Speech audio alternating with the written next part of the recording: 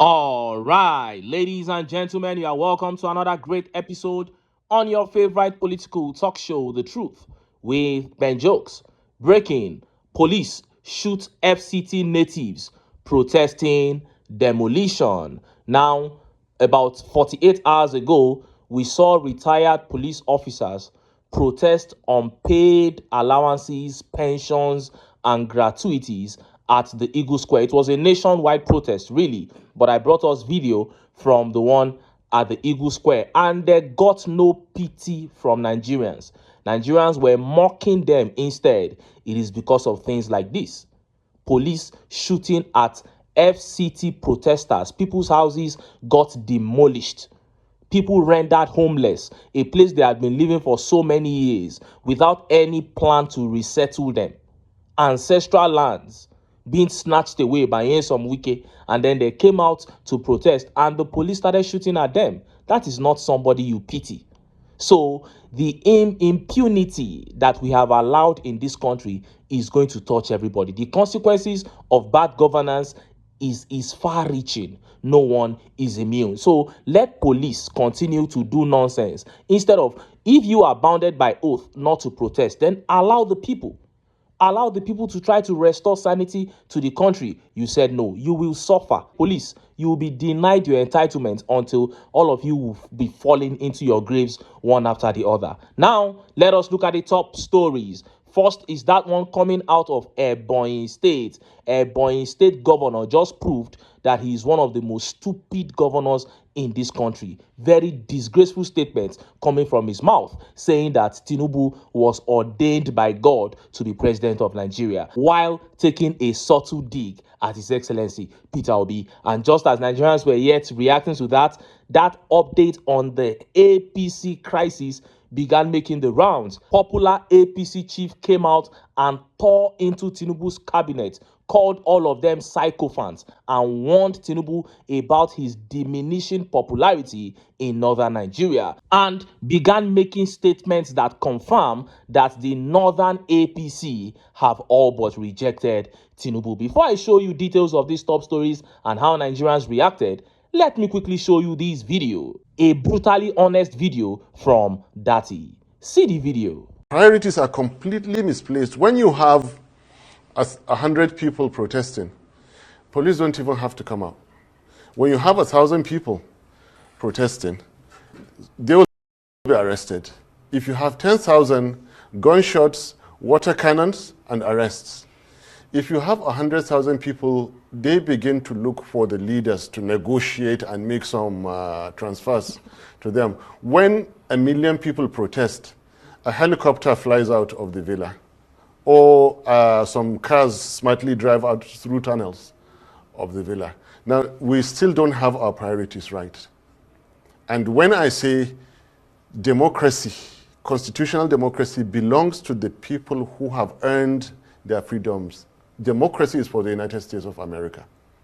They fought, they drove away the British hundreds of years ago, War of Independence and all those. And in France, you know their history and all those.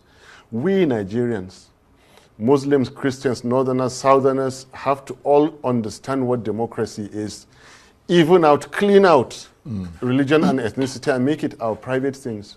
And it is civic matters that democracy is about. We have to stop talking about Northwest, South-South, South-Central, Southeast, and all these regions. Talk about social strata. You heard that. Profound words there from Yusuf Dati. And a lot of times I have said on this channel that Nigerians can take their country back through protest, but some people will come into the comments and say we have protested in the past and it didn't yield result. And my answer to them is the same thing Yusuf Dati said in that interview. My answer has always been, how many people came out to protest?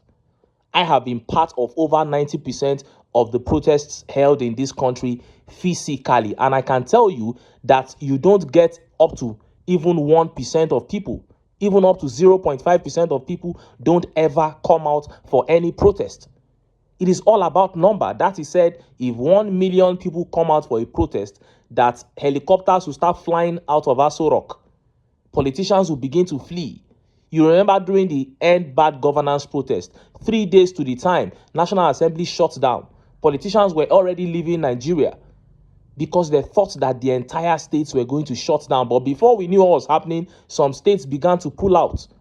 Benue State, the governor told them that Tinubu was doing well. They should go and sit down. But what happened after then?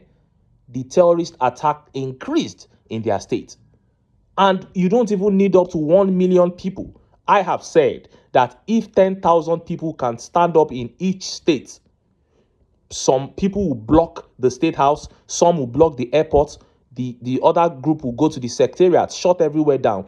Do it in the 36 states plus FCT. And I'm telling you, whatever is the demand. I am not even saying you should tell the person sitting out there in Aso Rock to leave. That's not what I'm saying. I'm saying do that and make demands. Within 24 to 48 hours, those demands will be met. Tell them to drop petrol price to 300 naira per liter. They will do it because they will know that finally the people have woken up. That is why even if it is a peaceful protest, they will quickly tell police to disperse people because they fear that there might be a revolution. And that is where the answer is. Even this issue of electoral reforms that has to do with transfer of results from polling unit to the IREV, if the opposition puts it forward as a bill and the Senate refuses to approve it, they should go all out and sponsor a protest in the 36 states of the Federation plus FCT. Go to ECOWAS, go to the US, involve the world, not just 500 to 1,000 people coming out to protest. Let Nigerians push for it massively and watch it get approved. Constitutional democracy will never come to Nigerians by just peacefully going to the ballot. Nigerians must be willing to fight for it. Point blank, period. Now, let us look at the top stories. First is that despicable, disgraceful speech coming from the governor of Ebonyi State, saying that Tinubu was ordained by God and those who played religious politics, God ignored them. And next is that update from a popular APC chief. He lambasted those around Tinubu, called them sycophants, and he made statement that showed that Northern APC is on their way to betray Tinubu. Let's start by taking that update from the Ebonyi State governor. Look at how the papers reported it. Tinubu's leadership, ordained by God.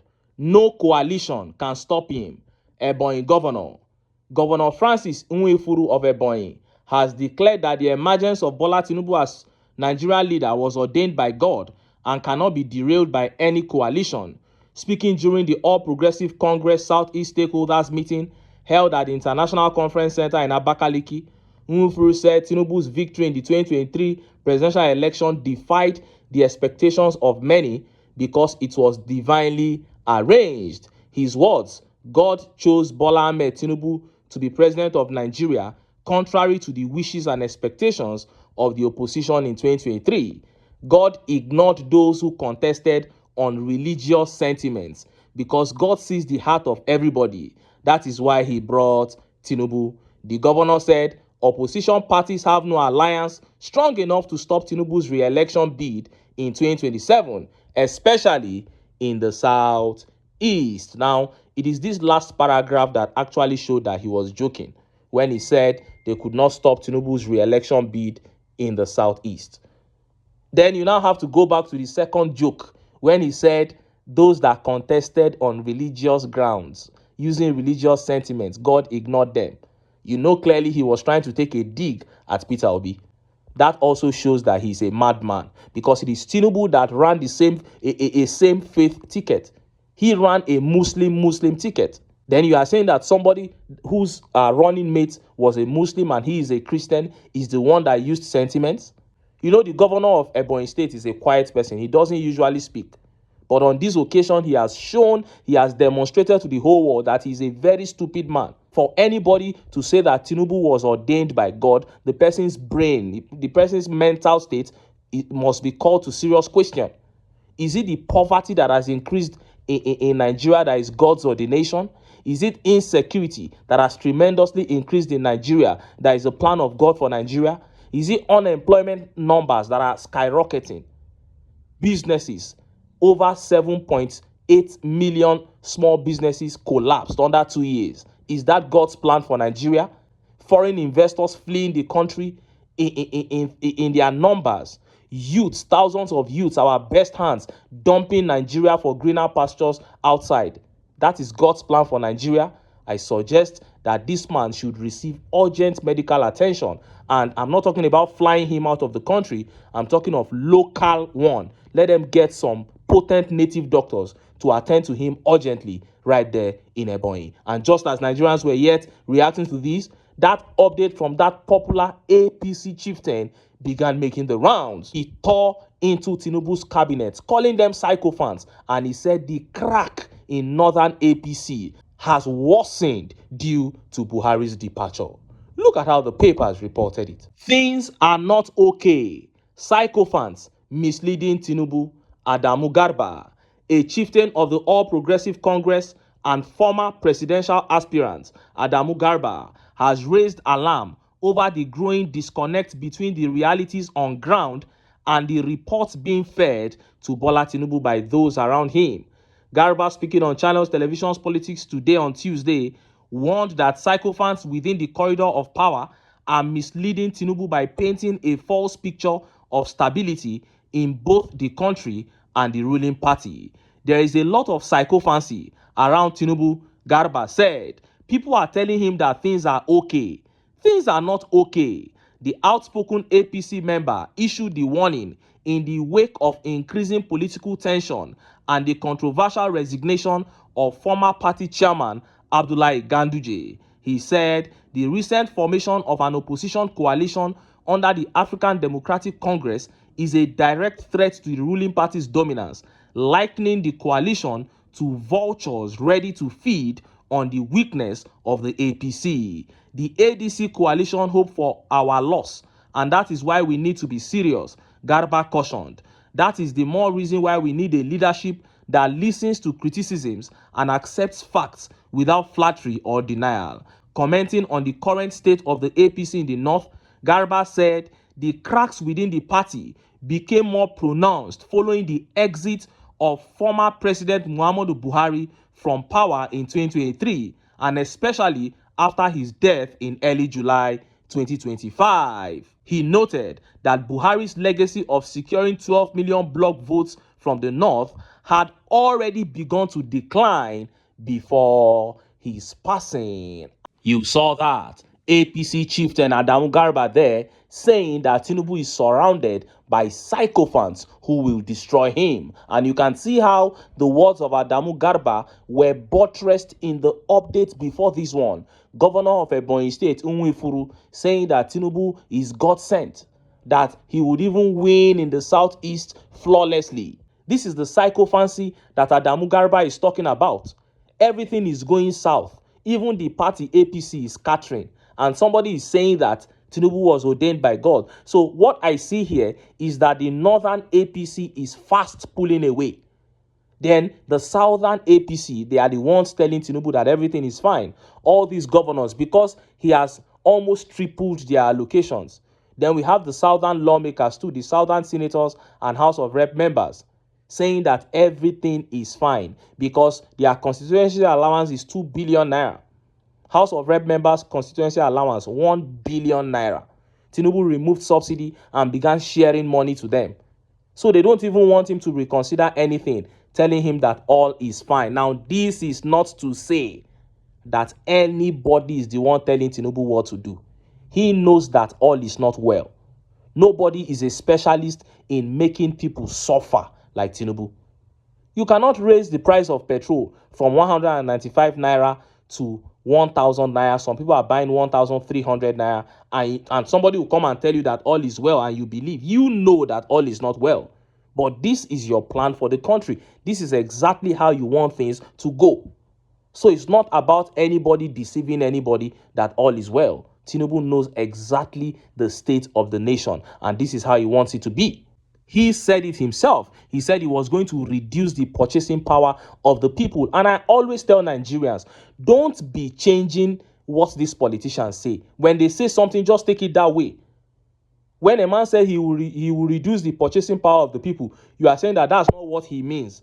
Now he got into office and the purchasing power of the people is reducing. and you are still trying to make a case for the man. Before Monday, Okpebolo, governor of Edo State, got into office, during one of his campaigns, he said, I will provide you with insecurity. That is what he told the people of Edo State. He said, I will provide you with insecurity. Today, under him in Edo State, no day passes by without cultists killing. The insecurity now has tripled. And we are trying to go back to his words where he said with his own mouth that he will provide the state with insecurity. And you are saying it was a slip of tongue. He has confirmed that it wasn't a slip of tongue with the state of Edo now. So these are the issues. Tinubu knows exactly what he's doing. He knows exactly how terrible the economy is. He knows that Nigerians are suffering, and this is exactly where he wants us to be. So it behoves Northerners now to continue to reject him the way they are doing. Southern leaders, the governors and lawmakers, can be saying that everything is fine, but it behoves the people of Southern Nigeria who bear the brunt of the hardship to say no. And even as they are concluding plans to rig the elections, if 100 people go to polling units to vote and 98 are voting against Tinubu and ready to have those results declared the way they voted, I am telling you, they will not be able to rig. This is the path that Nigerians must take if they want their country back. Anyway, make I leave am here. Make I still enter town. Make I go get some ogbonge political news wey una go like. Why? Because now because of una, now I dey here. So don't go away. Don't go away.